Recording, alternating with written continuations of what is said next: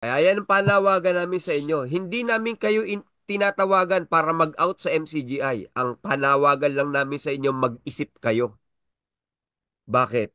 Baka ang akala nyo, yung sinasabi nyong relihiyon na yan na ipinagtatanggol nyo, totoo pa. Matuto kayong mag-isip. Yan. Bakit? Tayo naman, ganun lang naman eh. Gusto lang naman nating mag-religion, di ba? Ito, pansinin nyo sa lahat ng abing tagapakinig. Namulat po tayo majority katoliko. Dati ang alam lang natin noon, nung unang panahon na yon, magsimba ng linggo, 'di ba? Pag birthday, magsimba sa simbang gabi pag Disyembre. Plain and simple. Yan lang ang tingin natin sa buhay.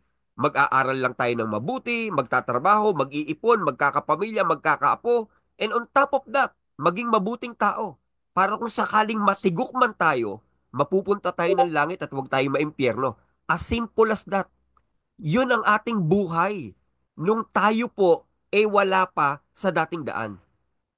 Now, moving forward, ang iba sa atin nagpalit ng religion from Catholic. Ako personal, nag-iglesia ako ni Kristo. Bakit? Nakita ko mali ang Catholic. Nakita ko mali pala ang pagluhod sa kahoy at bato. Dun sa Diyos-Diyos ang sinasabi nila. Bawal palang kumain ng dugo. Well, na-convince ako. Ang ganda sa iglesia ako ni Kristo. Nag-iglesia ako ni Kristo that time at the age of 16. Tama, nakita ko, ibong mandaragit si Felix. Anghel siya sa sikatan ng araw. Naging iglesia ako ni Kristo. And then with the same principle, mag-aaral ako, magtatrabaho, magkakapamilya, mamamatay ng miyembro ng iglesia ni Kristo dahil ang paniniwala ko ang kaligtasan nasa iglesia ni Kristo. Again, moving forward, nakapanood tayo sa Channel 13. Maari ang iba sa inyo SBN 21, yung iba RJ20, RJ29. Napanood natin, eto na, ang dating daan. Nung mapanood natin yung dating daan, nakita natin kakaiba siya sa lahat ng religion. Nag-decide tayo, mali pala ang religion kong Catholic. Mali pala religion kong INC. Ang Sabadisa Saxenioba, nag-decide ako, umanib na sa Iglesia ng Diyos kay Kristo Jesus. Personal ko, naanib naman ako, 17, na bautismoan sa Kalumpit, Bulacan. And then from there, nag-start na ako ng journey. Kayo po, nag-start na rin ang journey nyo. Kanya-kanya na tayo ng istorya ng buhay. Yun na yung mga paglalaban natin ng ubusan to the max. Hindi ka na nag-aral dahil malapit na dumating si Kristo. Di ba ganon? Naging officer ka, nagbigay ka ng lahat ng magagawa mo. Naging GCOS ka, iniwan mo pamilya mo, iniwan mo nanay mo sa pagpunta ng Pampanga. May sakit ang asawa mo, iniiwan mo para ka lang makadalo. Dahil yon ang pananampalatayang nakilala natin sa dating daan. Di ba ganyan? Di ba totoo? Iniwan natin ang lahat. Di ba totoo? Lahat ng mga Opo. naninira. Hindi ba totoo? Lahat ginawa namin. Ultimo ngang ihi. Nagawa kong inumin. Dahil sa paniniwala sa kinikilala kong sugo. Lahat po ibinigay namin. Natuto kaming maglakad kahit walang pamasahe. Imagine mo naman, mula Maynila hanggang Marikina. Lalakarin ko dahil wala akong pamasahe. Mula Maynila hanggang Muñoz, maglalakad ako. Back and forth. Wala ako kasing pamasahe. Mahirap lang kami pero yun ang pananampalataya ko. Hindi lang ako, maraming kapatid, ganyan din ang ginawa. Nagsakripisyo, hindi nag-aral dahil naniwala sa doktrina at turo ni Bes. Hindi ba ganyan ang pinagdaanan natin, mga kapatid?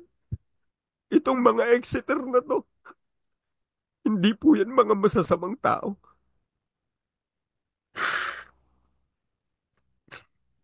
Sina Broccoli, ganyan lang yan. Pero nagsakripisyo yan. Si Adele, si Ansat, si Vlogcaster, gaganyan-ganyan lang yan. Pero yung mga tao na yan, nag-alay yan ng kanilang dedikasyon sa buhay. Hindi po yan naglaro. Hindi kami naglaro. Hindi kami naglaro nang nasa loob kami ng dating daan. Tapos, nung mamatay si Bes, Nung nangasiwa ang kuya, nakita natin ang iba-ibang mga naglitawan. Utang ina, meron pala kayong binibentang alak. Tang ilan yan. Yung mga kapatid, nagtityaga na hindi magtinda ng alak. Kayo, putang ina, nagtitinda kayo ng alak.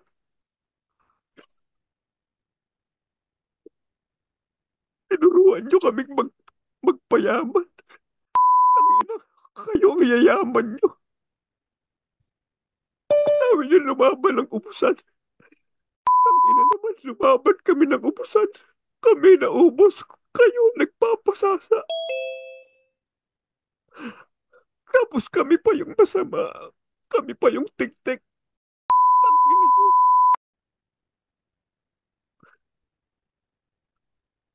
Napakawawala ng utang na loob. Napakasasama nyo humatol sa mga taong gumawa ng buo, nag-alay ng buhay. 32 years, tik-tik lang. Tapos, tiwalag na, automatic. Ang lupit nyo. Nagkakaroon ng duda ang maraming kapatid. Huwag na kausapin. I-block na kaagad. Ang lupit nyo sa mga kapatid. Inang-ina nyo. Yung isang kakilala ko, 2 milyon na lustay. Dahil dyan sa buwisit na yusana na yan. Ngayon, nakita namin, hindi rin pala tama yung religion na yan. Yung akala naming totoo, yung akala naming dati magiting na samahan na ipinagtatanggol namin, isa rin palang huwad na religion. Ngayon, huwad ang Katoliko, kaya kami nag-iglesia ni Kristo. Huwad pala iglesia ni Kristo, kaya kami nagdating daan. Huwad din pala dating daan. Ano gagawin namin? Mananatili pa rin sa dating daan? Eh gusto lang naman naming mag-religion. Sana di na lang namin nakilala dating daan. Sana kung di namin nakilala, maaari, at this very moment, siguro nakapag-aral ako ng matino. Nakapagnegosyo ko, siguro, meron na akong magandang karir. Pero ano ang nangyari sa amin? Biktima kaming lahat ng isang kulto. Yon ang masakit. Yon ang hindi nyo kayang intindihin. Yon ang hindi nyo nauunawaan. Napakasama nyong humatol sa mga kagaya naming Exeter. Parang wala kaming ginawang kabutihan. Pero isang bagay ang aming tinitingala. May Diyos namang nakakakilala ng puso ng tao. Siya pa rin ang hahatol sa puso ng bawat isa. Diyos na bahala sa amin.